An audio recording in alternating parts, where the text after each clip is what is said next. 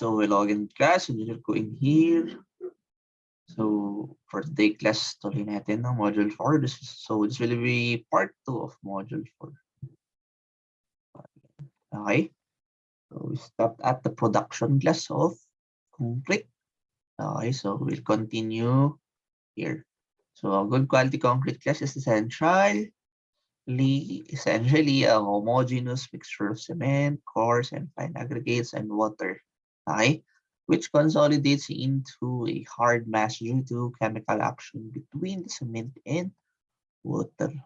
Okay, so technically the class, the coarse material acts as filler. So kaya siya yung pinaka-bulk class ng concrete. Tapos the fine aggregate fills up the voids between the paste and the coarse aggregate. Okay, the cement in conjunction with water or yung paste class acts as the binder, which bonds everything, the coarse tsaka yung fine aggregate. Okay, so most properties of hardened concrete depend on the care exercised at every stage of the manufacture of concrete. So a rational proportioning of the ingredients of concrete is the essence of the mix design. Okay. So however, it may not guarantee of having achieved the objective of the quality of concrete. So the aim of quality control is to ensure the production of concrete of uniform strength from batch to batch. Okay. So technically class, in the production of concrete, meron tayong stages. Specifically class 7 stages. So meron tayong tinatawag ko sa batching. So after nung batching class, syempre imimix na natin yan. Transportation, tapos placing of the concrete, compaction, curing, and then yung finishing. Okay? So para mas malinaw class, meron tayong video regarding yung 7 stages na yun. Okay? So maganda yung video na to kasi class, medyo detailed siya. Okay? Pinilisan ko na lang class para matapos agad. So naka 1.5 speed tayo. Okay, again class, first up, we discuss yung stages of concrete production. Okay? Stages involved in the manufacture of concrete. So props pala class kay Be aware, the concrete is the homogeneous mixture. Out is bat or minor. YouTube channel. So props sa YouTube channel of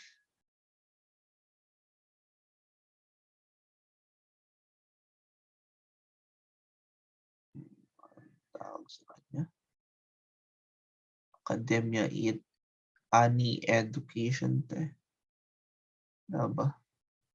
Ito. So props class sa YouTube channel of anime_edu. Sa kanya ko yung videos class. So all credits to them. Okay? So going back class.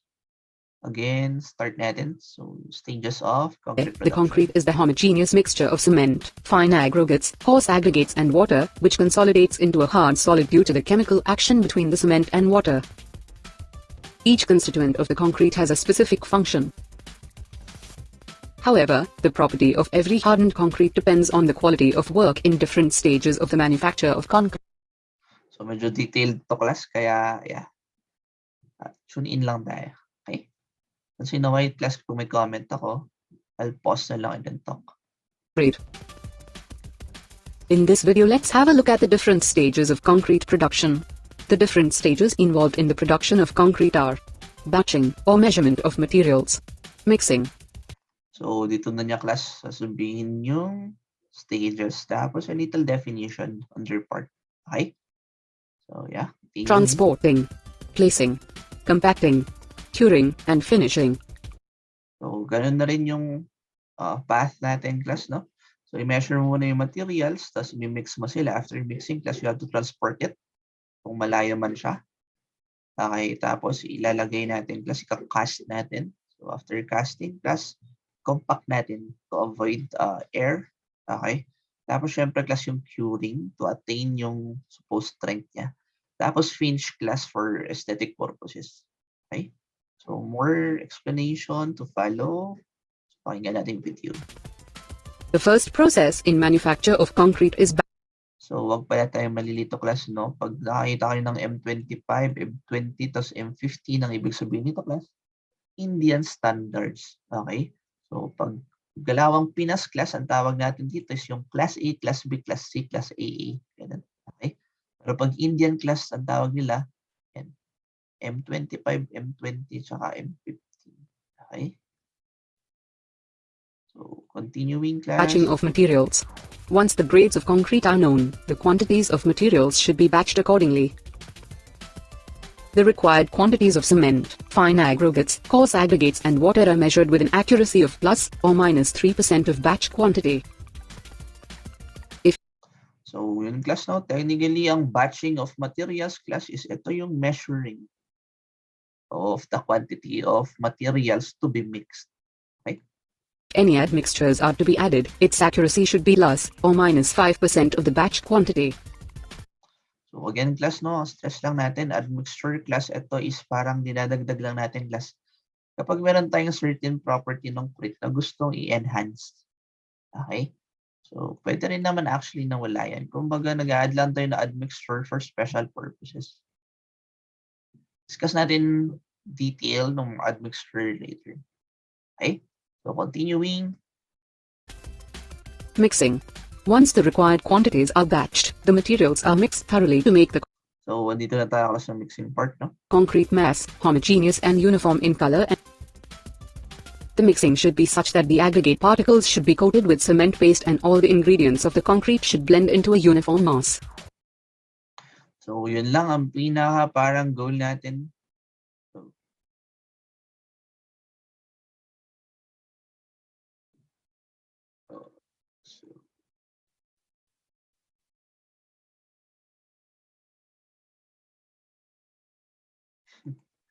Ako, lumaki siya. Saglit class ayusin natin.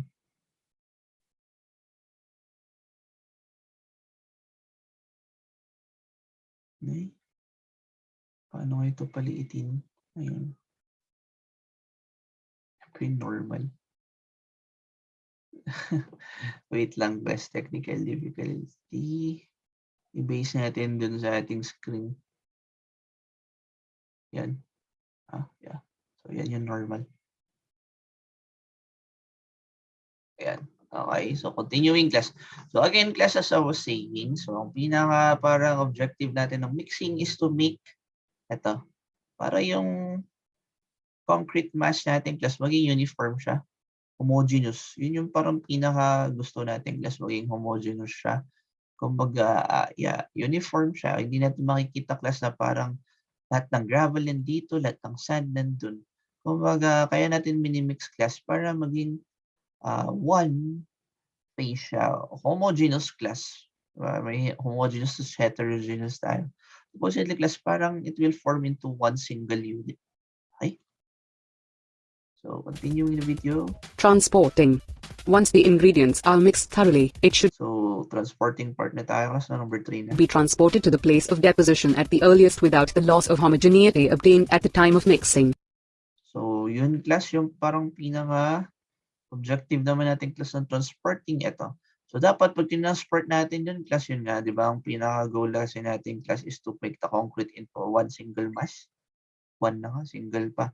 Into a single mass of matter. Okay? So, dapat, class, yung homogeneity, class, ng ating concrete, hindi mawala upon transportation. Okay? Are mixed thoroughly, it should be transported to the place of deposition at the earliest without the loss of homogeneity obtained at the time of mixing. In an average, the concrete should be transported within 1 hour if no agitators are available in the transporting machine, whereas if trucks with an agitator are used, a maximum of 2 hours from the time of mixing is permitted. So, magandang data yun, class. So, pag agitator kasi yun, class, di ba? Pag transit mixer tayo, parang umiikot yan. So, pag hindi siya nag-agitate, class, maximum of 1 hour. Technically, it has something to do with the setting time of the concrete. Okay? So, kumbaga, class, dyan napapasok yung parang admixtures natin. So, natin yung mamaya. Laki pa rin. And also sufficient care should be taken such that segregation does not take place during transportation and placement. Placing. So yun rin pala class. So upon transportation, dapat we should avoid segregation. So yun yung segregation class. Supposedly kasi di ba, minimix natin yan para mag-homogeneous siya. So pag segregation, yun na yung parang nasa-segregate siya. Meaning lahat ng gravel na pupunta sa isang side, lahat ng side na pupunta sa isang side. Okay, dapat hindi sila mag-segregate. Okay? So number 4 na tayo class, placing or yung casting. Once the fresh concrete is transported to the place, the concrete should be placed with care in order to achieve good quality concrete. The quality of concrete should be secured such the homogeneity achieved during mixing is maintained and the segregation of concrete during transportation should be avoided. So again class, no? So meron tayong dalawang property ng concrete na mini-maintain.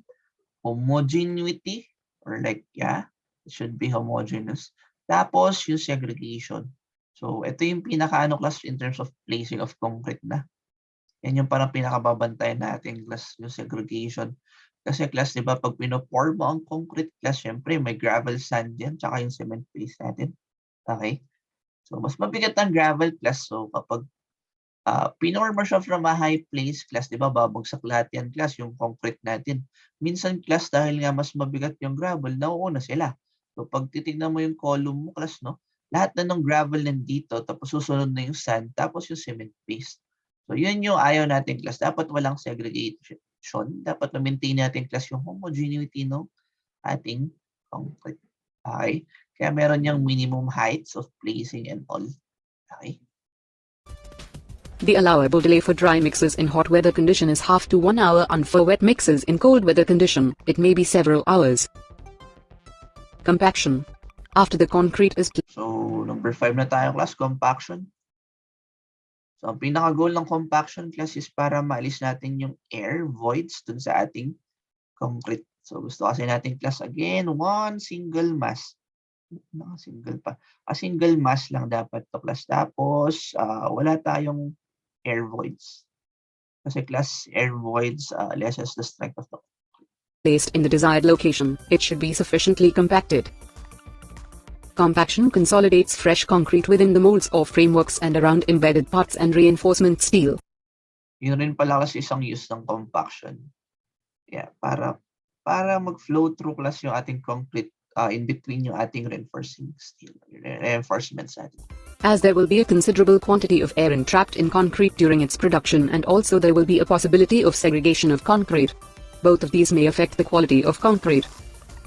Thus by compaction, we can get rid of the entrapped air and voids, form a homogeneous dense mass. It should be noted that the presence of 5% of voids in hardened concrete reduce the strength of about 30% and 10% voids reduce the strength of about 50%. Thus, it can be stated that the density, strength and durability of concrete largely depend upon the degree of compaction. To obtain the maximum strength of concrete, it should be compacted to 100%. Curing.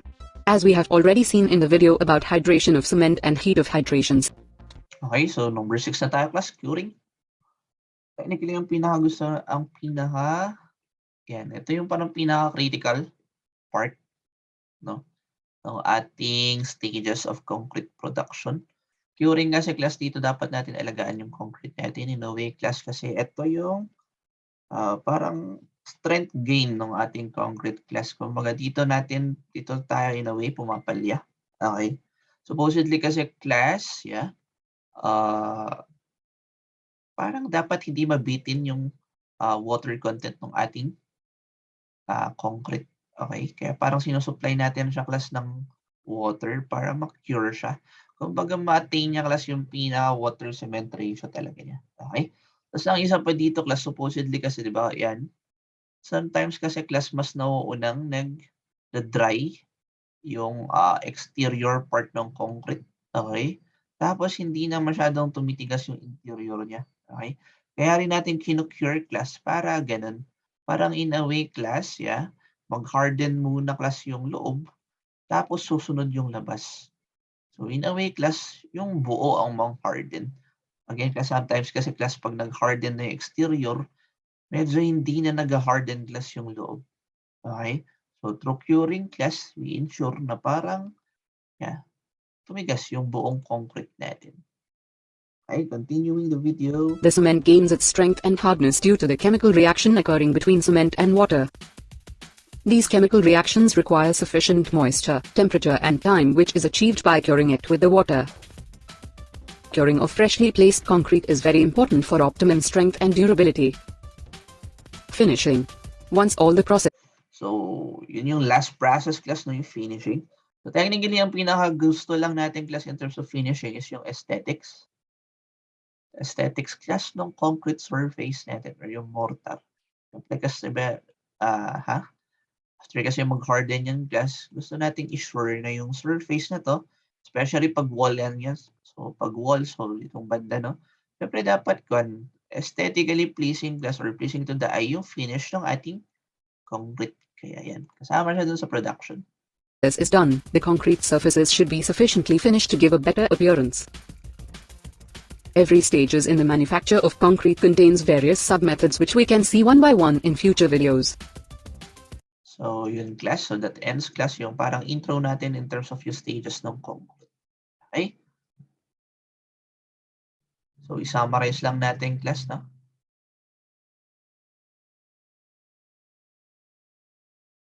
Summarizing class yung stages ng concrete. So, meron tayong ito. Okay. So, again, class, it is stages of concrete production of concrete.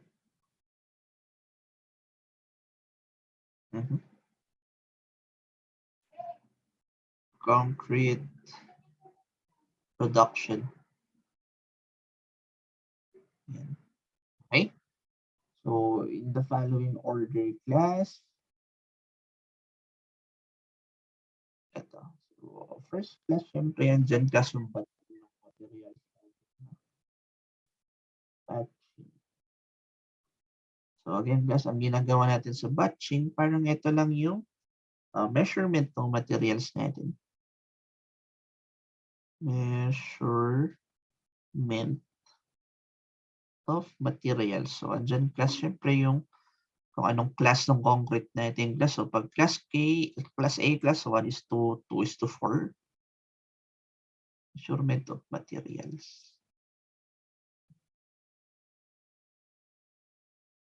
Okay. So, after batching class, so ready na natin i-mix. So, dito na papasok class yung mixing. Okay. So, again class, ang pinaka-goal natin sa mixing is dapat make the concrete homogeneous. Yan. Make concrete homogeneous.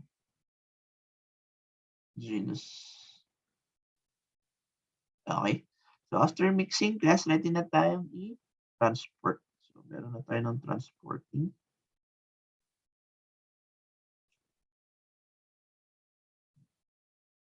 Okay. So, ang goal natin class in terms of transportation, dapat ma-transport natin class without loss. Yan. Without loss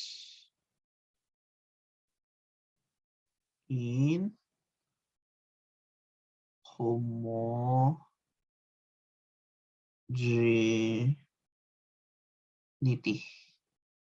Okay.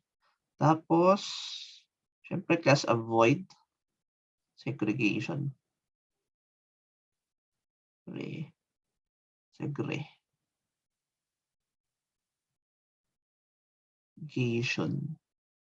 Okay? So, after transporting class, syempre, pag nandun na sa site, placing na tayo. Kapas na natin, ilalagay na natin sa nasa. Okay?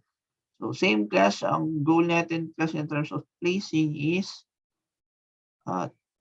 avoid segregation.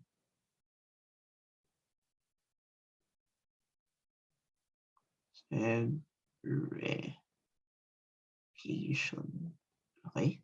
So, dapat class ma-maintain natin yung homogeneity ng ating concrete. So, after placing class, kailangan natin i-compact.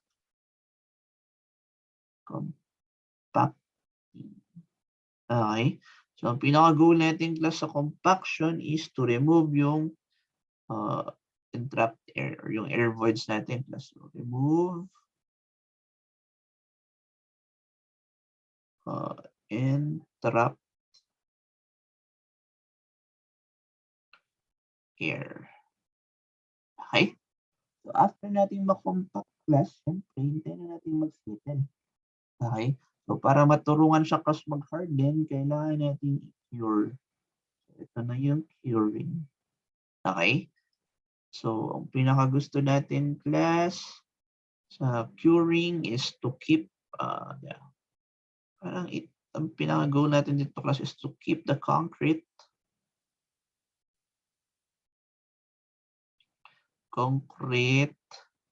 hydrated or wet. Or, term natin doon class is damp. Okay? Oh. Yan. Tapos lastly class, syempre pag tumigas na siya, secure na siya natin, yun yung step niya. Aesthetics naman tayo. So, meron tayo kasi tinatawag natin finishing. Okay? Again, class, ang pinaka-goal natin dito is yung aesthetics ng concrete surface. Aesthetics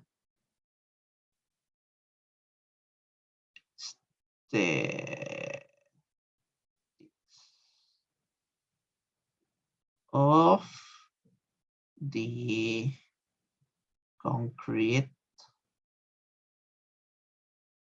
surface. Yan. Okay?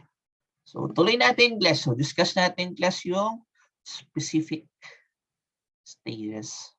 Okay?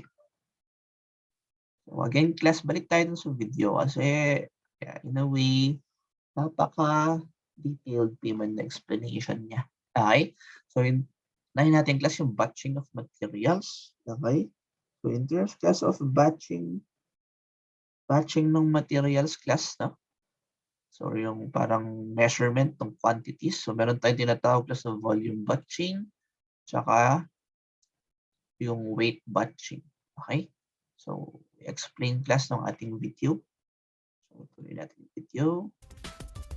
Subscribe our channel for more civil engineering related videos. Volume batching of concrete. In the other video. So, yun class, no? So, in a way, in terms of yung measurement ng quantities ng ating materials, it's either by volume tayo class or by weight. So, technically, generally class, volume is recommended for small projects only. Okay? So, yeah, kasi mini-measure natin class by volume. So, gumagamit tayo sa measuring box natin. By measuring box natin, class 1 foot height. So, 1 foot width, tapos 1 foot length. Okay? So, it has a volume of 1 cubic meter. Okay?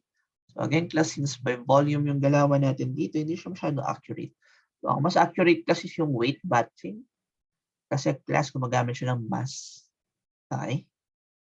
So, it is recommended class for bigger projects. Okay? So, continuing the video. We have seen the overview of the manufacture of concrete.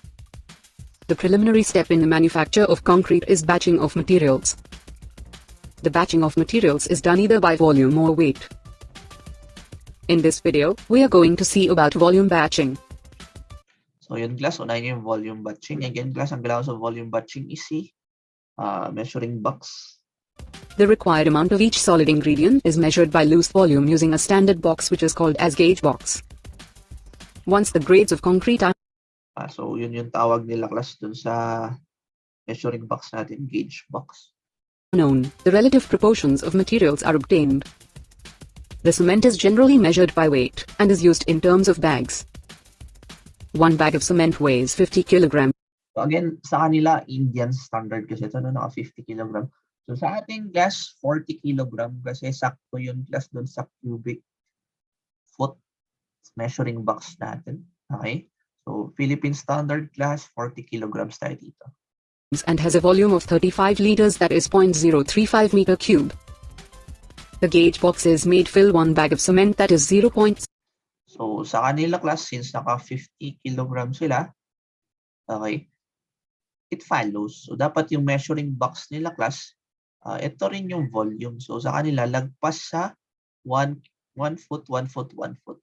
Okay? Kumbaga ipa-pattern mo kasi class yung measuring box mo dun sa volume ng cement. Para parehas siya class dun sa 1:2:4. Okay? Kumbaga yung 1 dun class, depende siya dun sa volume ng cement mo. Cement bag mo. Okay? 0.35 meters cube. The gauge box used for batching should not be too shallow. For example, let us see how to batch M15 concrete. The mix ratio for M15 concrete is 1:2:4. For this, for 1 bag of cement, the fine aggregates is filled 2 times in gauge box completely and the coarse aggregates are filled 4 times in gauge box. The top of the gauge box should be leveled off with a straight edge. This type of batching is generally recommended for small-scale construction works. Subscribe our channel for more civil engineering related videos. So that's it class for our first stage to concrete production. So ganun class yung batching natin. Okay? So moving on class, so after natin ma-batch or ma-measure yung quantities ng materials natin class, syempre i-mix na natin sila. Okay? So in terms of mixing class, meron tayo ng manual mixing or yung hand mixing. Tapos meron tayo ng machine mixing. Okay? So dito sa machine mixing class, meron pa tayo ulit sub-categories. So it's either ano yung gagamitin mong machine class. So meron tayo ng tilting mixer, non-tilting mixer, meron tayo ng reversing drum, meron tayo ng pan type mixer class, or yung pinakasikat class yung transit mixer natin. Okay? So yung transit mixer natin class, yan yung truck na may yung may ikot. Okay? So medyo mas ito yung focus natin in a way. Okay? Tapos in terms of yung transit mixer class, meron tayong parang charging or yung mixing type. Actually, hindi lang naman to sa transit mixer class. It applies to all. Basta ang usapan natin class is yung mixing, no? Concrete natin. Okay? So, ang galawan natin dito class, yan. Meron lang tayo specifications. So, meron tayo nung sequence class ng ating yung order ng placing class ng materials dun sa ating machine. Okay, so ito yung usapang machine na to class, no? So mauna daw class 25% of water, okay? Followed by class yung ito. Yeah, 25% ng water, followed by class yung half. Half muna class ng coarse aggregate. Okay? Tapos half ng fine aggregate. Okay? Tapos yung cement class ilalagay mo yung buong quantity ng cement. Okay? So after mo lagay yung cement class, ilalagay mo na yung naiwan dun sa aggregates natin. So pwedeng sabay yan. Siguro unahin mo class yung 50% ng coarse, tapos 50% ng fine. Okay? So after nun class, pwede mo nang ilagay yung naiwan ng tubig. So yung 75% ng tubig. Okay? Tapos i-mix mo na sila. So technically class, magsa-start yung mixing time natin kapag nalagay mo na yung totality ng tubig. Okay? So, in terms of speed ng mixer class, dapat, 15 to 20 revolutions per minute tayo. So, lahat class ng ating mixing or machine natin class, iikot yan. Siyempre, iikot siya class. So, magre-revolve siya para ma-mix yung ating ingredients. Okay? So, kapag drum class yung machine mo, yung drum type, so, mas mabilis siya class. Dapat 25 to 30 RPM tayo. Okay? So, in terms naman class of yung time ng mixing class, nakadepende siya dun sa capacity ng mixer mo. Okay? So, dito class para mas critical, huwag na nating ihiwalay class yung natural tsaka yung manufactured. So, since kung titignan nyo class, since minimum yung usapan class, mas critical tayo dun sa manufactured aggregates. Ito na pa yung pinaka-basis natin. Okay? Tapos, titignan nyo class, kung titignan, ito minimum lang yan class, no? So, ang pinaka-optimum natin class, or yung pinaka-efficient, yung pinaka-sulit, dagdagan lang daw natin ng 2 minutes. Kasi class, as per studies, okay, 2 minutes class, parang dagdagan mo to ng 2 minutes, parang compressive strength of the concrete class is enhanced. Tapos beyond 2 minutes, parang parehas na lang. So, nagsasayang na lang tayo ng resources. Okay? So, yung minimum, dagdagan mo ng 2 minutes class, yun na yung pinaka para ma-attain natin class yung parang best scenario ever. Okay? So, tuloy natin class yun dun sa mixing. So, panoorin na lang natin yung video. Way batching of concrete. In the other video, we have seen about volume batching of concrete. As the volume batching is used for small-scale construction works and also an inaccurate method of batching. Way batching is generally used for all important and large-scale construction works. The way batching is done either by manual or by machine. In manual batching, all the materials are weighted and batched according to the grades of concrete. For example, let's consider. So again, class, no? Ito, Indian standard siya. Okay? So sa ating class, ang tawag natin class A, class B, class AA, class C. Okay? M15 concrete whose mix ratio is 1:2:4. So yan. So sa kanila, ang M15 concrete, 1:2:4. Sa ating class, class A concrete tayo dyan. Okay? Class A concrete rin kasi yung parang pinaka-normal natin. Yan, yung parang pinaka-common na ginagamit natin sa site. Okay? So yan yung mostly yung example nila. Continuing the video. For one bag of cement whose weight is 50 kilograms, then fine aggregate are taken 100 kilograms and coarse aggregates are taken as 200 kilograms.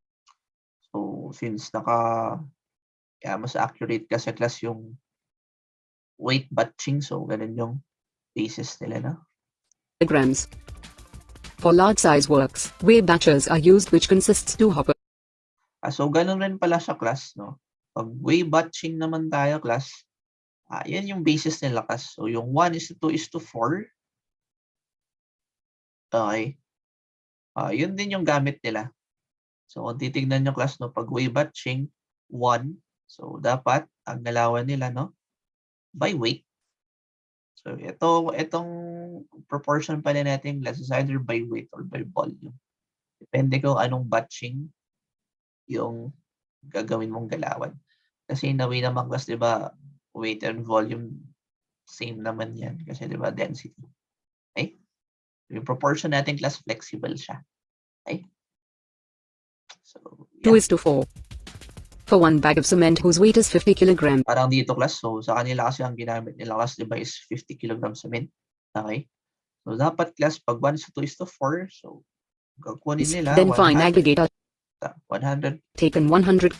Yan. 100 yung 100 kilogram sand, tapos 200 kilogram cement. So, kung sa atin yung class, dapat 80 kilogram sand, tapos 160 kilogram gravel. Okay? Kilograms and coarse aggregates are taken as 200 kilograms. For large size works, way batchers are used which consists 2 hoppers loaded with fine and coarse aggregates. When required, the weight are preset based on the number of cement bags. The hopper delivers the required weight of materials by gravity to the underlying pan. Automatic batching plants generally range from small to large capacity are also used for batching. These machines are designed to deliver the required quantities of materials at the continuous rate. The flow of each is cut off when the correct weight is reached. The required materials are collected at some point. That's all about batching of concrete. Once you have perfectly batched the concrete materials, it's time for mixing. We can see about this in next video.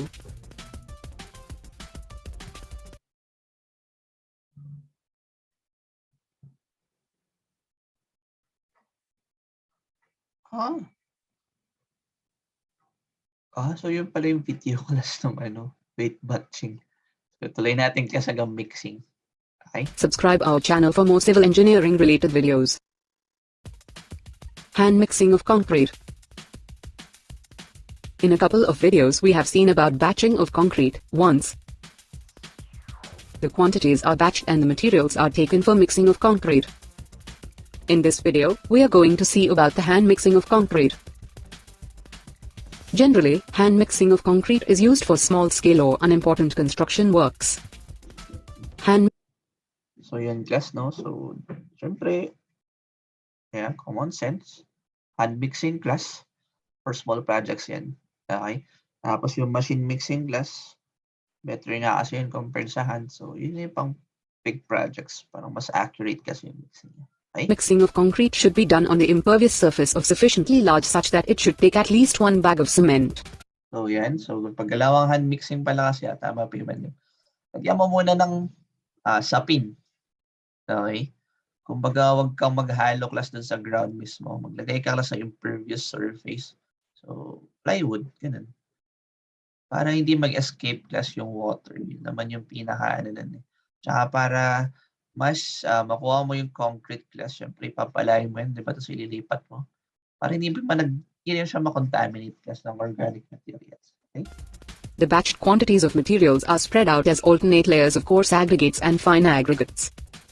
Then, spread the required cement on the top of it. Now, mix the spread materials dry with the shovel by turning the mixture over and over again until uniform color is achieved. Then, the obtained uniform mixture is spread out in thickness of about 20 cm. Yung pala kasi ba na-discuss na natin yung order? Pag hand mixing tayo ng concrete class. So, syempre, unahin muna natin class yung sand. Okay? Tapos, dadagdag mo yung gravel. Sand muna class. Tapos, yung cement. Okay? Mix mo yung sand tsaka cement class. Pag nahalo mo na siya, gawin mong bundok, hatiin mo sa gitna. Tapos, spread mo. Okay? Tapos, dagdag mo yung gravel. Okay? Tapos, after mo ilagay yung gravel class, mix mo ulit. Tapos, gawin mong bundok, hatiin mo sa gitna. Okay? Tapos, tubig. Okay? So, again, class, ang order is yung, sand muna, cement, mix mo sila. Tapos, lagyan mo ng gravel, mix mo sila. Okay? Then, water, just mix mo sila. Okay? Now, water is sprinkled over the mixture and simultaneously turned over. Note that the water should only sprinkled, it should not be poured over the mixture. This operation is continued till the good uniform, homogeneous concrete is obtained. The water can be added at the end to get the required consistency. As hand mixing will not be thorough and efficient, it is desirable to add more cement up to 10% to provide the required consistency. Subscribe our channel for more civil engineering related videos. Machine mixing of concrete. So, ito naman yung machine mixing class, no? In our previous video, we have seen about hand mixing of concrete, which is rarely adopted technique in the field of construction. This video deals with machine mixing of concrete. Machine mixing of concrete is almost invariably adopted technique for reinforced concrete work and for medium or large-scale mass concrete work. Machine mixing is an efficient and economical method when large concrete production is to be done. There are many types of mixers are available in the market, which is broadly grouped in batch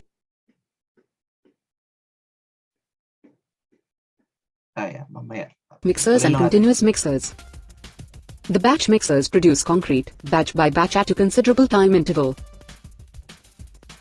In continuous mixers, the materials are fed continuously by feeders which are moved to the mixing chamber continuously via belt conveyor.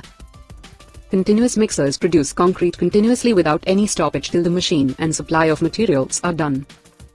This type of mixers is used for the construction of dams. In normal concrete works, the batch mixers are generally used.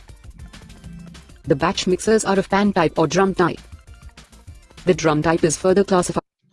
So, ito na yung class, no? So, ito, makikita nyo kasi yung mga itsura ng different types of machine mixers natin. Okay? As tilting, non-tilting, reversing or forced action type. We will discuss each type one by one in the future videos. Subscribe our channel for more civil engineering related videos. Tilting drum concrete mixer. In our last video, we have seen about machine mixing of concrete and types of machine mixer used in construction. This video deals with the tilting drum type machine mixer for concrete. These types of mixers are designated by a number which represents its nominal mixed batch capacity in liters followed by T which represents tilting type of mixer. So, yung class, no? Yung mga tawag dun. So, capacity class tapos yung type ng mixing natin. Okay, so pag sinabing T class, so andito siya, no? Tilting tayo. Okay, so NT, non-tilting. Pag R class, naka-reverse type. Okay. So, continuing class. For example, 200T mixer represents tilting type mixer of 200 liters capacity. The standard size of these mixers available in markets are 85T, 100T, 140T and 200T. The mixers are also sometimes specified by two quantities, the total volume of ingredients added and the volume of concrete produced. For instance, 285 by 200 T represents 285 liters of ingredients and 200 liters of concrete are produced. The tilting mixers are generally made with hand-fed or loader-fed. It consists bowl or double conical frustum-shaped mixer which can be tilted for discharging concrete. The blades are fixed inside the drum. This revolving drum with the mixing blades mix the ingredients fed to the drum and discharges the mixed concrete from the open provided at the top when tilted downwards. The concrete flows down to the underlying pan due to gravity in an unsegregated manner. The advantages of tilting mixer are, the mixer can be adopted for mixes of low workability and containing large size aggregate. The main disadvantage of this mixer is some mortar adheres to the drum walls after discharging concrete. So, yun pala class yung isang dun, no? Usually class after mong gamitin class yung ating machine, no? Or like, yung mixer natin. Dapat linisan mo yan class. Kasi yun nga, dumitikit class yung parang cement dun sa layers class ng ating yung drum class. Okay? Dapat para hindi na tumigas yan class, lilinisan mo na siya. Kasi pag tumikit na yan dun class, hindi na niya kayang i-mix yan. Parang, tatakpan niya class yung parang blades dun sa loob. Okay? So, habang malambot pa yung concrete, class, linisan mo na siya para hindi pa siya tumigas. Okay? To overcome this, buttering the mixer is done before the first batch of concrete. We will discuss the other type of machine mixers in the future videos. So, again, class, credits to anime_edu YouTube channel for the video. Subscribe our channel for more. Check ko na lang doon, class. Hati-hati yan. Pinagdikit-dikit ko lang. Okay? So, tuloy natin, class. Civil engineering related videos. Non-tilting drum and reversing drum concrete mixer.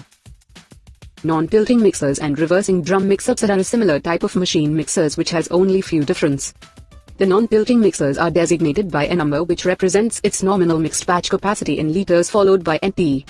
The standard size of these mixers available in market are 200 NT, 280 NT, 340 NT, 400 NT, and 800 NT.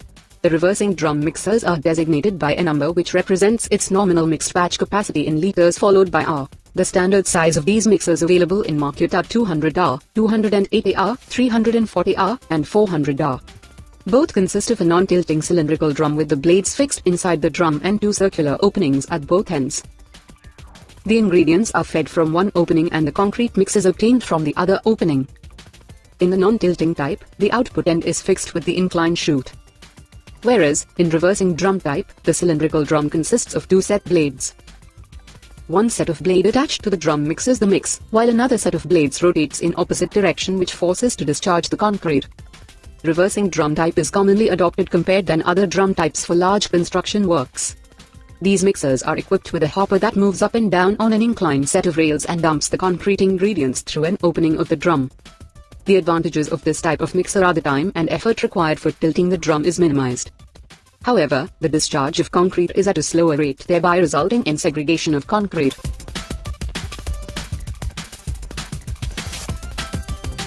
Subscribe our channel for more civil engineering related videos. So, tuloy-tuloy lang natin, class, no? So, technically, tapos na tayo sa tilting mixers, non-tilting mixers, tsaka yung reverse drum. Okay? So, to follow na, class, yung pan, tsaka yung trans. Pan type or stirring concrete mixer. Pan type or stirring mixers are non-mobile mixers which are used either as a central mixing plant or at a precast concrete factory. Primarily these type of mixers are used for making mortar but sometimes are also used for preparing stiff and cohesive concrete mixes. The pan mixers are generally available in two types, open type pan mixers and closed type pan mixers. In open type pan mixers, the shaft with rotating blades is fixed at the center of the drum which is attached to the belt system at the bottom. As the belt rotates, the shaft starts to rotate which in turn mix the concrete ingredients. Once the required mixture is obtained, the concrete is drained out by the outlet provided at the bottom. The other type of pan mixer is a closed type which is also called as dual drum mixers. This type of mixer is used for mixing concrete for construction of pavements. In this, the drum consists of two hemispherical halves, one is attached to the end of the shaft which facilitates rotation. The other is free to slide over allowing the drum to open at the center.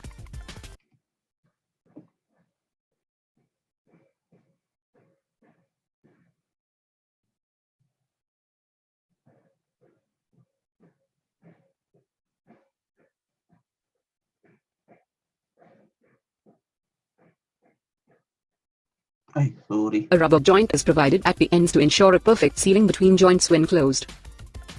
As the blade rotates, the circumferential speeds is created such that cross flow is created between the blades, which cause turbulence and produces a perfectly homogeneous mixture.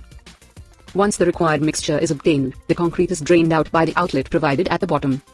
The main advantage of this type of mixer are the concrete produced will have no segregation. And also this mixer has advantage of producing kneading and crushing action on the ingredients.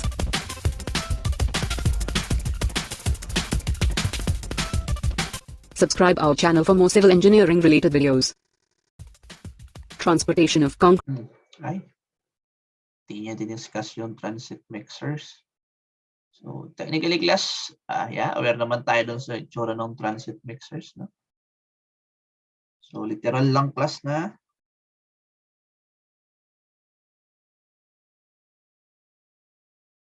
yan. So, truck lang siya class na may yan.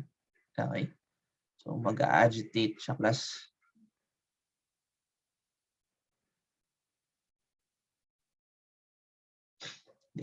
Okay. So, ganito class sa itsura ng transit mixer. Okay. So, technically class, eto umiikot yan. Para pwede siyang class, yun yung agitate class. Parang minimix siya along the way. Okay. Para hindi siya mag-set. Okay. So, with this class, no? Parang pwede mo i-extend yung transportation time natin ng 2 hours. From pag wala kasing agitator, class 1 hour lang siya. Supposedly class after within 1 hour class, dapat nalagay na siya kung saan siya ilalagay. Okay? So, tuloy tayo class, no? So, na-discuss ko naman na class, no? Yung time, mixing time. Okay? So, summarize lang ulit natin class. Okay, so summarizing. Okay. So again, class, di ba, na-discuss na natin yung batching tsaka yung mixing. Okay. So yun yung i-summarize natin, class. So again, class, nahin natin, class, yung batching.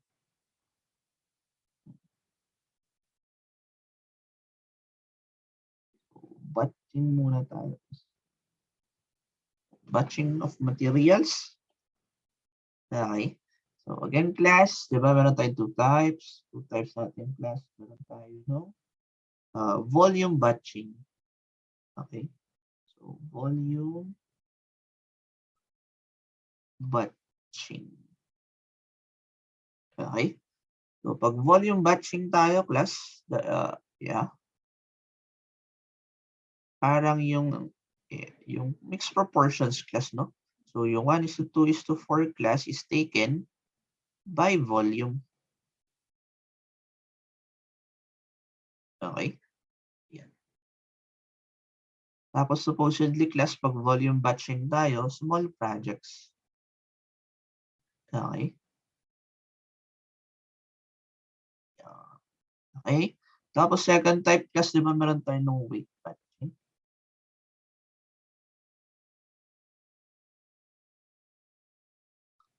Weight batching. Okay? Yan. So, pag weight batching, class, para yung 1:4 natin, class, by weight. Okay? Tapos ito, class, ginagamit natin siya for bigger projects. Okay, kasi class, yeah, weight batching kasi class is more accurate compared to volume batching. Okay? Tapos yung second stage natin, class, no, in concrete production, meron tayong tinatawag na mixing. Okay? So in terms of mixing, class, so letter A, meron tayo ng manual mixing or tawagin natin hand mixing.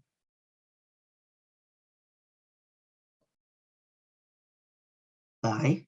So in terms, class, of hand mixing,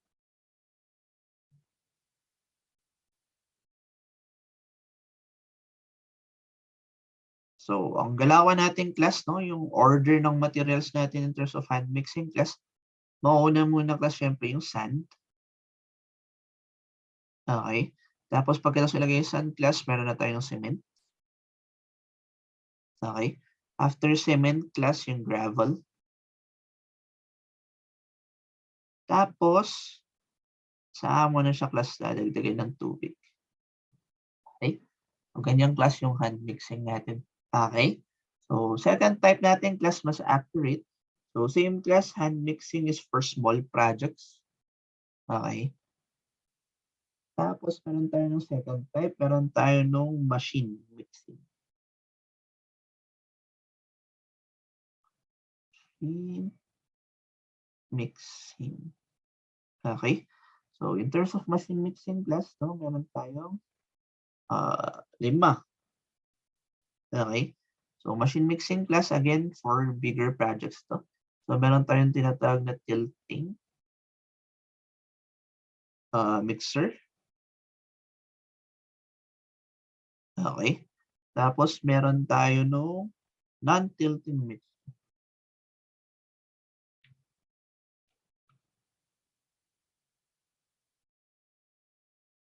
Okay?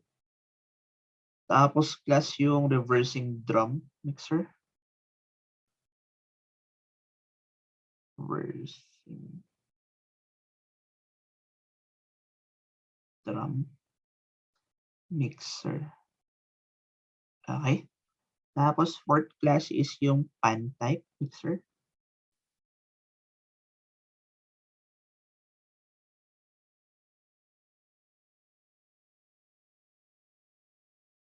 Tapos, lastly class, meron tayo ng transit mixer.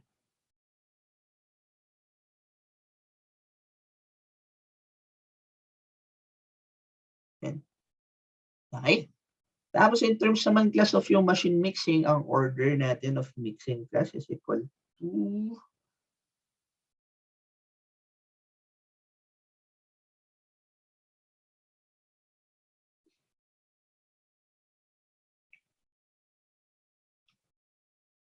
na to.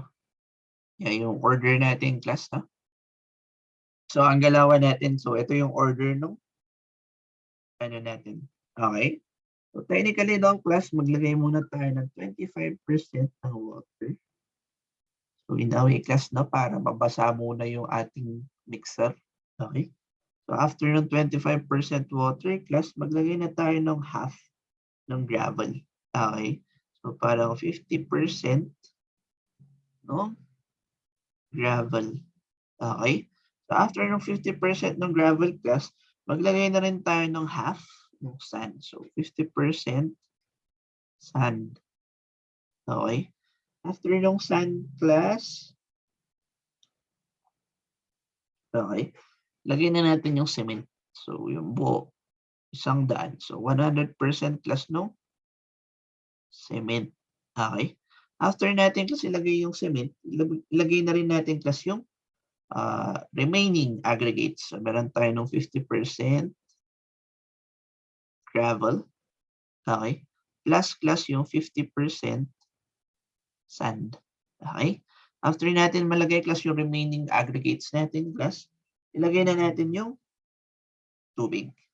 Okay? So, natitirang tubig class, 75% water. Yan. Okay? So, ganyan class yung order of mixing natin. Okay? Tapos meron tayong tinatawag class na ito, yung charging the mixer and mixing time. Okay? So again, class, yeah, blue. Mixing time. Okay? So in terms of time of mixing class, no, nakadepende yan dun sa capacity. Okay? So nakadepende yan class dun sa capacity of mixer natin. Okay? So yung capacity natin class in terms of cubic meter. Okay? So in terms of capacity class, syempre, andito na yung mixing time natin. Mixing time. Okay? So in terms of, ito namang class naka-minutes tayo. Okay? So again, class, ito yung minimum natin na mixing time, no? Tapos meron tayong optimum. Yung pinakasulit, class, para sulit yung, ano, okay? So ang galawan natin, class, ang distribution natin, naging class, diba, depende yan, class, dun sa capacity ng mixer mo. So kapag more than, class, or equal to 3 cubic meters ka, class, ang mixing time natin, again, class, ang gagamitin na natin, class, kasi kung titignan nyo, usapang minimum, so mas critical yung nandito. Pag sinabi kong critical, class, ibig sabihin, pag yan, kumbaga, pag gumamit tayo ng 2.5 minutes, parang mathematic, pasok na siya dito. So parang ito yung class yung mas critical natin na time. Okay? Kasi kumbaga, pag ginamit natin yung 2, ibig sabihin, hindi siya pasok doon sa minimum natin na 2.5. Okay? So kumbaga, mas magandang ito na yung basis natin, class, para regardless kung ano yung nandito, class, mathematic, pasok na siya doon. Gets ba natin yun, class? Kasi pag gumamit ka ng 2.5 plus matic, pasok ka na sa 2. Okay? Kesa naman gamitin mo kasi yung 2 minutes na minimum, ibig sabihin, hindi mo na-meet yung minimum na 2.5 dun sa manufacturing. Okay? So, ang gagamitin natin dito kasi is ito. Okay? So, pag greater than 3 cubic meters ka, class, dapat minimum mixing time natin, class, is 2.5 minutes. Okay?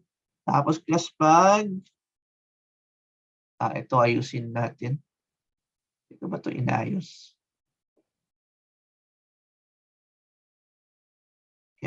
Para lang makuha natin, class, yung range. So sabihin na natin, class, 1.1 to 2.9 cubic meters tayo, no? Again, critical yung dito banda, class. So 2 minutes tayo. Okay? Tapos, class, kapag less than or equal to 1 cubic meter, 1.5 minutes tayo. Okay? Again, class, sabi dito yun nga, increasing the mixing time by 2 minutes, will increase the compressive strength of concrete. Tapos beyond this time, class, wala nang improvements. So sayang lang tayo ng resources. Okay? So dito, class, technically, ang gagawin lang natin, class, para makuha natin yung optimum time, magdadagdag lang tayo ng plus 2 minutes. Okay? So kumbaga, class, kung gusto niyo makuha yung pinakasulit, okay, dapat, class, pag more than 3 cubic meters tayo, class, ang mixing time natin, class, is 4.5. Again, class, ang pinaka-goal natin sa mixing time, class, kaya nga siya minimum. Supposedly kasi, class, no? Minsan kasi ang ginagawa nila sa site, class, lalo na kung ang gamit nila kasi is yung 1 bagger mixer. Imagine niyo, class, ang gamit natin is yung 1 bagger. Okay? Tapos mag-estimate ka, class, ang gagamitin mo kasing semento, class, mga 20 na bags. Okay? So, ang ginagawa nila sa site, class, no? Ang galawang kasi doon, class, meron tayong parang yung mixer. Ito yung 1 bagger mixer natin, class, di ba? Okay? May paa. Okay? Gumagawa sila ng mixing board. Okay? Parang yan yung mixing board nila, class. So, ang gagawin nila, class, maghahalo sila dito. Maghahalo sila lang. Since 1 bagger lang, class, isa-isang bag lang yung kaya natin. Okay? Depende na naman, class, kung ano yung capacity ng mixing board mo. Yung mixing board. So, minsan, class, mga 4 na halo. Okay? So, para ang ginagawa nila, class, pinupuno muna nila yung mixing board. Tapos sa kanila, class, iunti-untiin yung laman ng mixing board na ilalagay doon sa kung saan man nila ipo-pour. Okay? So, ang ginagawa ng mga tao sa site, class, so ito naman natin. No? So, kung 4, class, yung maximum yung mixing board nyo, ang ginagawa nila, maghahalo sila ng isa. Diba? So, isang bag muna. Tapos, pag okay na kasi, ilalagay nila sa mixing board. Okay? Hindi nila minimit, class, yung parang minimum mixing time natin. Kumbaga ganyan, tapos 1 minute lang ilalagay na. Kumbaga nagmamadali sila, class. Okay? Hindi nila hinahayaang umikot ito dun sa minimum niya. Okay? Supposedly, class, ganun yung gawin natin. Dapat ma-meet natin, class, yung minimum mixing time. Preferably, actually, dapat ma-meet natin yung optimum. Okay? So, kung titignan nyo, class, 1 cubic meter, yung 1 bagger mixer, nagpo-fall siya dito sa 1 cubic meter. So, pag pinuha natin ito, no, ito 4, tapos ito 8.5. Bakit ang sulat ko? 3.5. Okay? Supposedly class, paggalawang 1-bagger mixer class, para makuha natin parang yung pinakasulit class, supposedly dapat, hayaan lang natin class, after natin idagdag yung tubig. So, yung mixing time class na natin class, magsa-start yung time, after natin class ilagay yung tubig. Okay? So, after nila ilagay yung tubig class, dun lang tayo start mag-time. Okay? Supposedly class, no? Kunin natin yung 3.5 para sulit yung ating para makuha natin yung best or yung most efficient. Okay? So, dapat papaikutin mo yan class 3.5 minutes. Okay? So, yun class. So, tuloy natin. So, after natin ma-mix class, dito na tayo sa transportation. Okay? So, in terms of transportation naman class, So, meron lang tayo class ng mortar pan. Okay, meron tayo ng wheelbarrow. Tapos, meron rin tayo class ng chutes, yung dampers, bucket, and ropeway belt conveyor. Okay? Tapos, meron tayong skip hoist, saka yung pumping. Okay? Again, class, in terms of transportation, dapat, ang ayaw lang natin, class, is to, ma-avoid natin class yung segregation.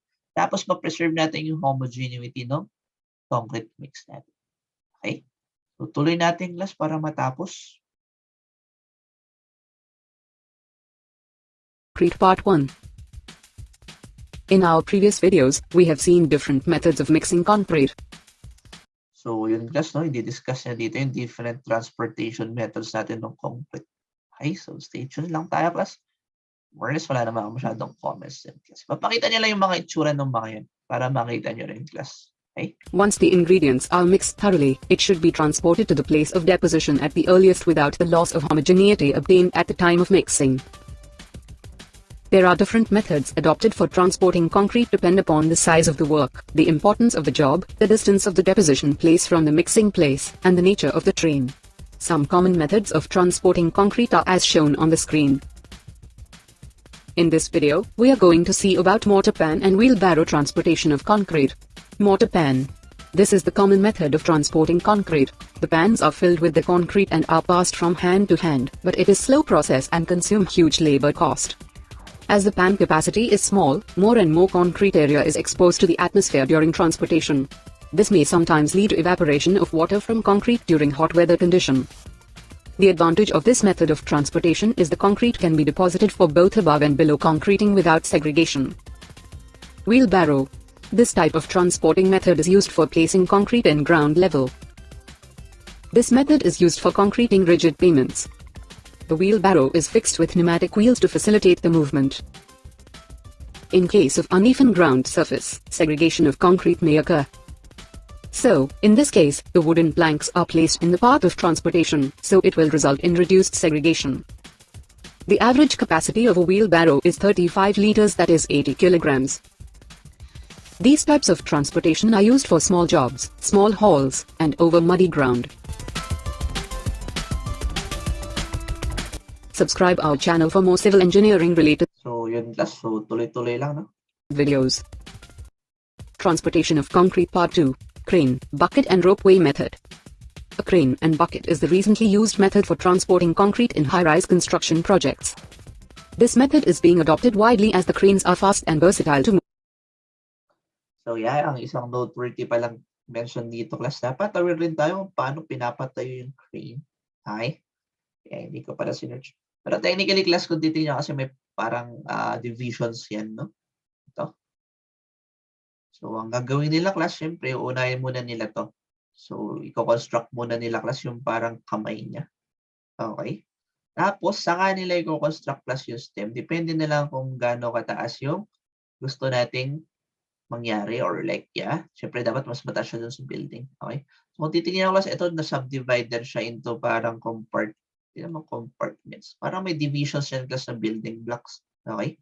So, depende class kung gaano mo gusto kataas ilagay. Yan. Magdadagdag ka nung divisions na yan. Okay? So, ito, yan class. So, meron silang parang way. Okay? So, parang, meron silang mechanism class na parang, may support muna.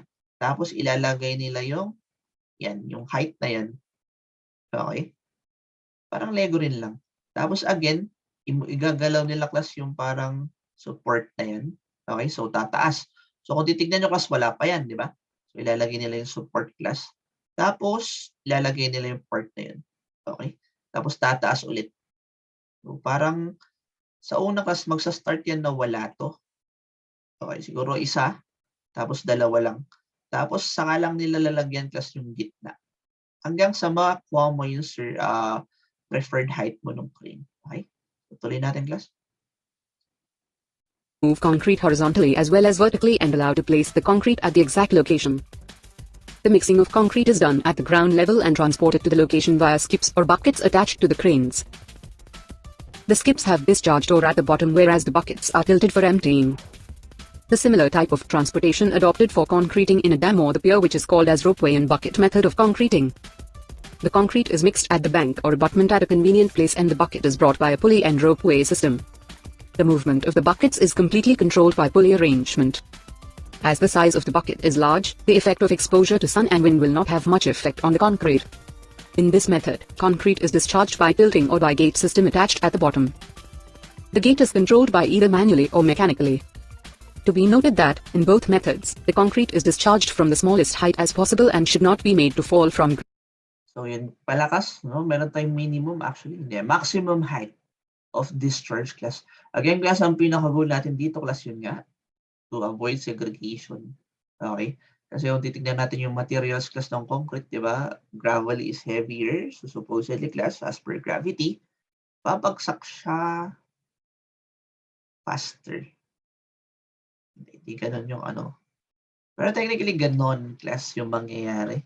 Okay? Kaya pag titignan nyo class, parang pag inalis nyo yung forma ng column nyo class, dami ng graba dun.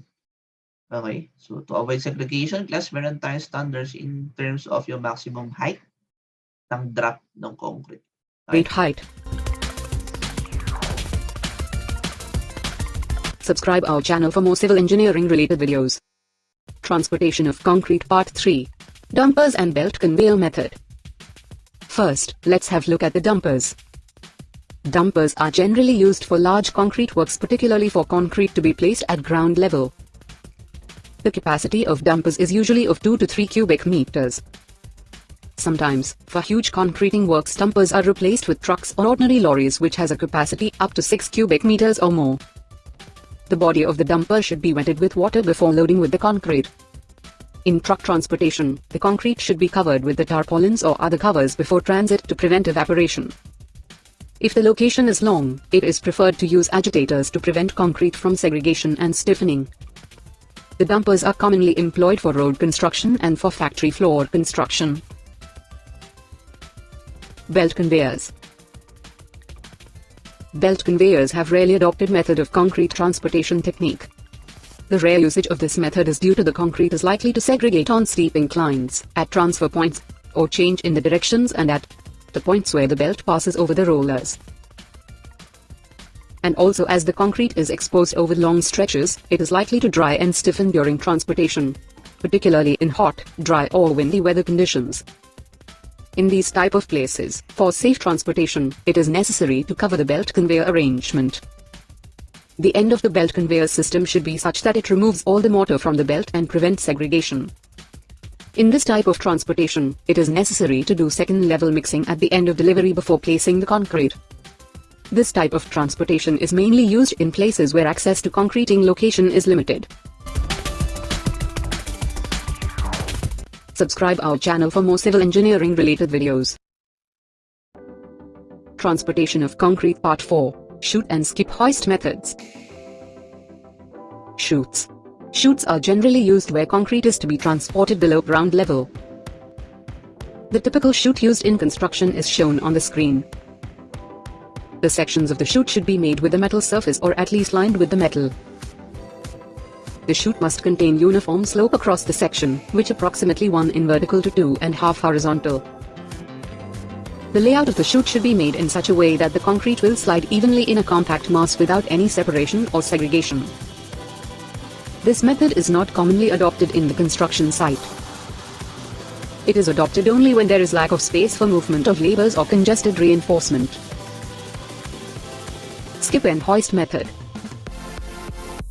This method is commonly adopted one for transporting concrete vertically up for multi-story building construction, as employing mortar pan, adders etc. for transporting concrete would be uneconomical for multi-story buildings. In this case, skip and hoist method would be economical and faster. This method is adopted in 3 different ways: chain hoist or platform hoist or skip hoist. The skips are filled at the ground level and lift up by the pulley arrangement connected to the motor device at bottom of a hoist. After reaching the certain height, the concrete is placed by automatic arrangement or by manual operations. The occurrence of segregation of concrete depends upon the extent of travel and rolling over the rails.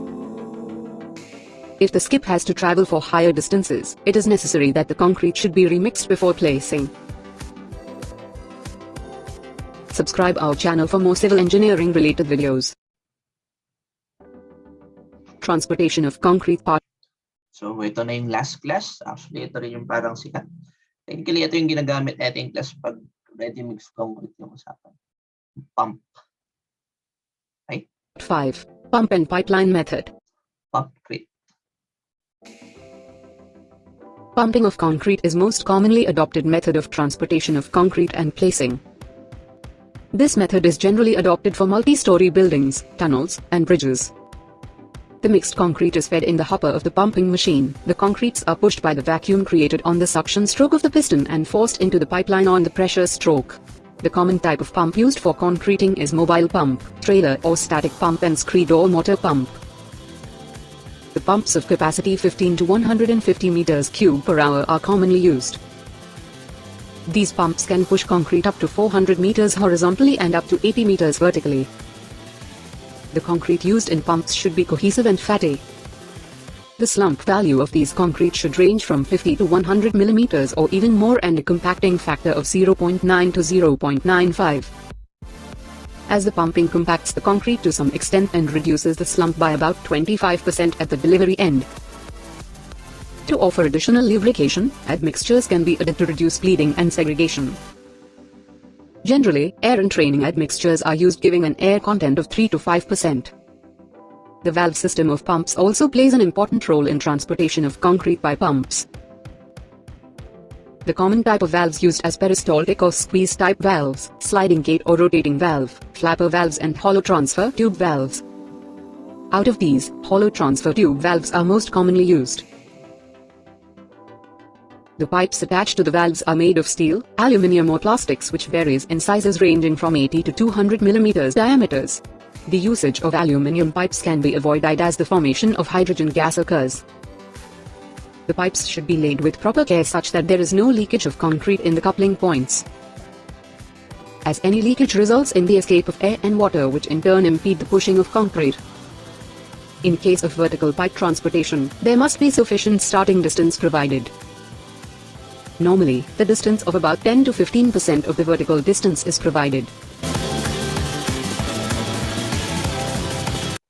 So yung class, no? So yun na yung last nung transportation of concrete natin. Okay? So moving on class, dito tayo sa placement ng concrete. So supposedly class, to achieve the quality concrete, it should be placed with utmost care, securing the homogeneity, avoidance of segregation. Okay? So technically class, in terms of placing of concrete, iba-iba yan. Parang may certain techniques class depending on anong structural element yung lalagyan mo. Okay? So pag-usapang foundations class, iba yung technique niyan, no? Ito. Okay? So i-ano na lang natin doon sa video class para matapos, mahaba na ata masyado yung video presentation ko. Okay? So again class, depende sa structural elements. So pag-usapang foundation yun class, iba yung technique. Okay? Pag beams, columns, or slab, iba rin yung galawan. Pag mass concreting class, ang definition natin ng mass concreting class, ito yung mga malakihang concrete pouring. So example yun class is yung rough foundation. Pag dams, bridges, yung piers, or yung mga concrete layers class with thickness of 350 to 450 mm. Okay? Tapos iba rin class pag-usapang highways or runways yung sa airports. Okay, tipong kalsada. Okay? Tapos syempre kasi pinaka-exciting kapag magko-concrete pouring tayo class underwater. Okay? So tuloy natin class yung video. Subscribe our channel for more civil engineering. So technically class, yung next part ng video, di-discuss na yung placement of concrete on different structural members. Or underwater man yan, or pag sa roads, and so on. Related videos. Placing of concrete part 1. Placing of concrete in foundation. Well, we have seen videos on batching of concrete, mixing of concrete and transportation of concrete. So with this knowledge, we have now batched, mixed and transported the concrete to the location perfectly. Is it enough to get the required structures? It is utmost important to place the concrete perfectly to secure the homogeneity achieved during mixing and transporting. Let's have a look at the precautions to be taken and methods adopted in placing of concrete in most common situations. The common situations we are going to discuss are placing of concrete in foundation, placing of concrete in columns, beams and floors, placing of concrete in road slab and airfield slabs, placing of concrete in dams, piers or abutments, placing of concrete in underwater. Concrete is always used to lay the foundation bed below the walls or columns. Some important precautions to be followed are: before placing the concrete in the foundations, all the loose earth must be removed from the bed. Any trace of the root of trees in the foundation trench should be cut and charred or tarred effectively to prevent the further growth. If the surface of the earth above which foundation is to be laid is dry, must be wetted with water, thus there will be no absorption of water from concrete. Besides, if the bed is too wet or filled with rainwater, the water must be removed completely before placing of concrete. If there is any trace of seepage of water in foundation trench, any suitable method is adapted to stop or divert the water. Now, you can place the concrete in foundation.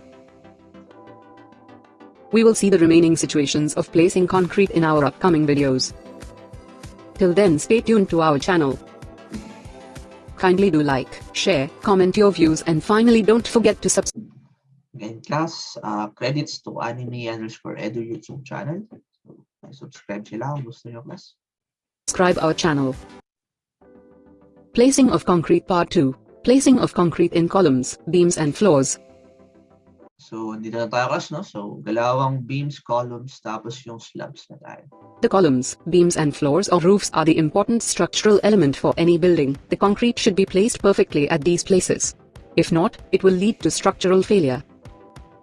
Before placing the concrete, the forms or shuttering should be examined for correct alignment. The forms must be rigid enough to withstand the weight of concrete and loads during construction without any deformation. The finish of forms must be accurate enough such that there is no loss of mortar which otherwise result in honeycomb concrete. The inner surface of forms must be cleaned and oiled before use to avoid any. So, yun pala, class, yung pinakaayaw natin, yung tinatawag nating honeycomb. Okay.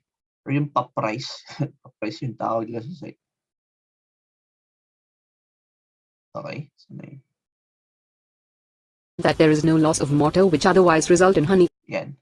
Ganito kasi itsura ng honeycomb concrete. So, para ang isang cause nito, class, hindi masyadong na compact. Okay, yung ating concrete. Okay, para hindi siya na dumping rod, kumbaga. Okay? Kumbaga, hindi nag-flow yung concrete through the reinforcement, tapos yan nagka-air voids. Okay? Cone concrete. The inner surface of forms must be cleaned and oiled before use to avoid any sticking of concrete with the forms and their difficulty in stripping. The reinforcement is placed should be tied tightly and must be free from any forensic agents. The presence of rust, paints, oils or grease should be removed before placing of concrete. The minimum cover of reinforcement should be checked before concreting. The concrete should not be dropped from a high distance, rather it should be dropped from the small height as it could be possible. The concrete should be placed at one point and made to flow sideways such that there is no honeycomb and lay items formation. This can be checked by placing the concrete by layer. The surface of the underlying layer should be kept rough and the lay items formation must be removed. There is a chance of failure to the bond between layers of concrete, so these layers should be placed as soon as possible. By this way, you can place the concrete in columns, beams, and roofs or floors. We will see the remaining situations of placing concrete in our upcoming videos. Till then, stay tuned to our channel. Kindly do like, share, comment your views, and finally don't forget to subscribe our channel. Placing of concrete. So, andito na tayo, class, no? So, inuna niya muna, class, yung roads sa yung runways ng airplane. Okay? Part 3. Placing of concrete in road slab and airfield slabs. The construction of road slabs, airfield slabs, and ground floor slabs cannot be constructed in a single stretch. So, the concrete is generally placed in bays in these types of places. The ground surface on which the concrete is to be placed must be free from loose earth, stagnant water, and other organic matters like grass, roots, leaves, etc. The ground surface should be sufficiently compacted and made damp to prevent the absorption of water from concrete. If the sufficient damp is not done, the bottom portion of concrete becomes weak. However, sometimes polyethylene film is placed on the ground surface in order to prevent absorption of water from concrete. At first, the entire portion is divided into a number of bays and concretes are filled in the alternate bays, giving enough scope for the concrete to undergo sufficient shrinkage. The required contraction and dummy joints are provided in the required places. After a while, the left-out bays are filled with the concrete. The thickness of the concrete must be properly maintained throughout the construction. The concrete must be dumped in the required places and should not pour. The practice of placing concrete in a heap at one place and then dragging it should be avoided. By this way, you can place the concrete in road slabs, airfield slabs, and ground floor slabs. We will see the remaining situations of placing concrete in our upcoming videos. Till then, stay tuned to our channel. Kindly do like, share, comment your views, and finally don't forget to subscribe our channel. Placing of concrete. So, ang next kasi di-discuss niya is yung mass concreting, no? So, paano yung mga guidelines natin in terms of mass concreting? Okay, specifically, class, yun na yung malalaking buhos. Concrete Part 4. Mass concreting. In the construction of raft foundations, high-rise building, bridge piers or abutments, dams, etc., concretes are generally placed in a large mass. In these places the concrete is placed in layers. The thickness of each layer depends on the mode of compaction employed. However, the thickness of about 35 to 45 centimeters is commonly employed. When the concrete is poured in layers, there is a possibility of formation of lift, which results in the formation of cold joints. Thus, the concrete on the above layers should be placed quickly with sufficient care. The thickness of layers is limited based on the method of compaction and size and frequency of vibrator used.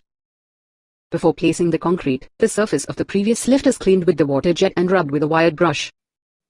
In dams, sandblasting is also adopted.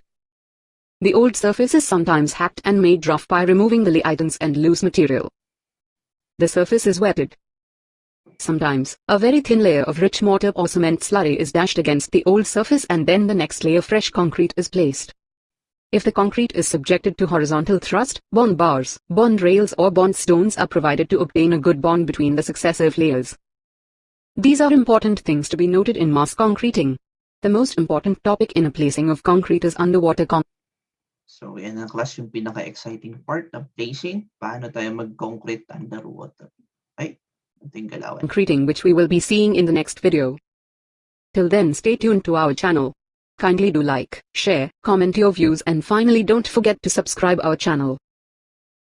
Placing of concrete Part 5. Underwater concreting. In the past few videos, we have seen placing of concrete in different locations. The most important and difficult location for placing concrete is underwater. In structures constructed near coastal areas, concrete is often required to be placed underwater or in a trench filled with the bentonite slurry. In these cases, the concretes are generally placed with the help of bottom dump buckets or Treamy Pipe. In the bottom dump bucket, concrete is taken through the water in a watertight box or bucket. Once it is reached to the final place of deposition, the bottom of the bucket is made to open by some mechanism and the whole concrete is dumped slowly. In this method, some of the cement in the concrete is washed away, which causes the reduction in the strength of concrete. In some cases, dry or semi-dry mixture of cement, fine and coarse aggregate are filled in cement bags and deposited on the bed below the water. This method does not provide the satisfactory result, as the concrete mass will be full of voids interspersed in the gummy bags. The most widely and best method of placing of concrete underwater is by the use of Treamy Pipe. The word treamy is derived from the French word hopper. The diameter of a treamy pipe is about 20 centimeters, capable of easy coupling for increase or decrease of length. Generally, the bottom end is closed with a plug or thick polyethylene sheet or such other material.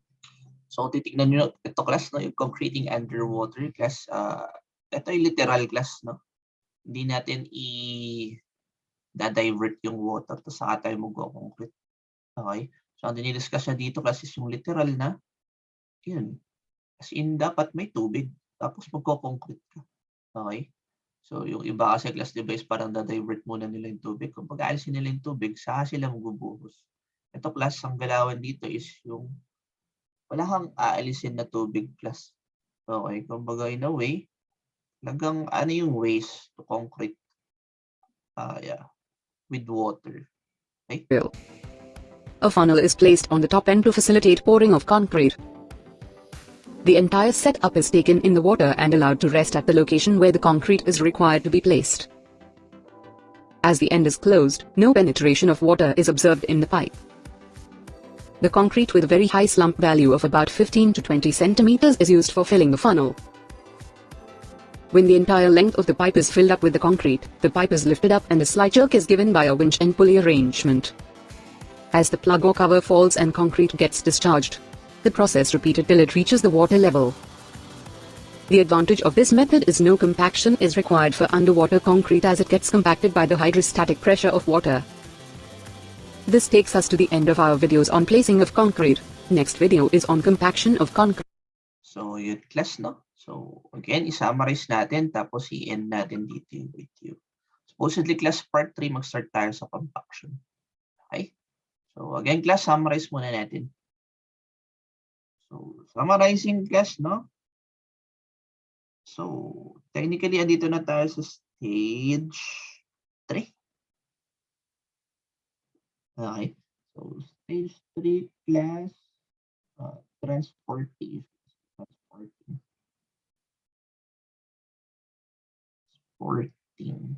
Okay.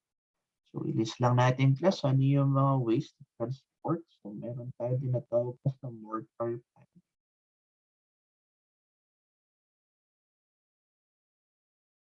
Okay. Tapos, meron din tayo tinatawag na yung wheelbarrow. So, ito yung mga pang small time project, no? Okay. Tapos, letter C class, so yung chutes. So, technically, pag yung chutes, as discussed a while ago, plus, pag underground daw siya. Okay? Tapos, meron lang tayo ng dumper. So, yung dumper class, ito yung parang mga dump trucks natin. Okay? Tapos, meron tayo nung bucket and ropeway. Bucket and ropeway. Okay? Tapos, F class, meron tayo ng belt conveyors. So, again, class, sabi kanina, belt conveyor class, medyo inaano to kasi, yun nga, segregation. So, into the point class na after mo, ma-convey, kailangan mo yung rings. Yan lang kasi class, ang gusto natin kasi dito, ganun talaga kahaba class yung transportation, tapos walang route. So, no choice tayo, kailangan natin mag-belt conveyor. Okay? F G class, meron tayo ng skip and hoist.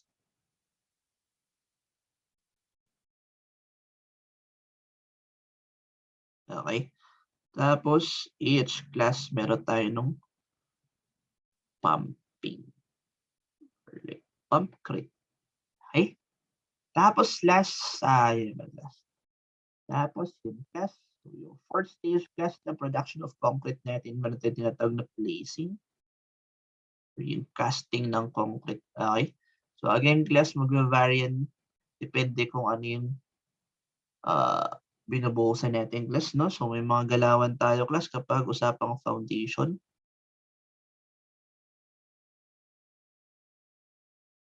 Okay. Tapos, iba rin class kapag sa beam, column, tsaka slab. Okay. Tapos, iba rin class pag usapang mass concreting or ito yung mga malakihan, no? So, example nito class is yung rough foundation, mga piers, tapos dams. Okay? Tapos, iba rin class yung galawan pag mga highways, tsaka yung sa airplane, runways. Okay? Tapos, lastly class, syempre yung pinaka-exciting class. May guidelines rin tayo sa concreting, underwater.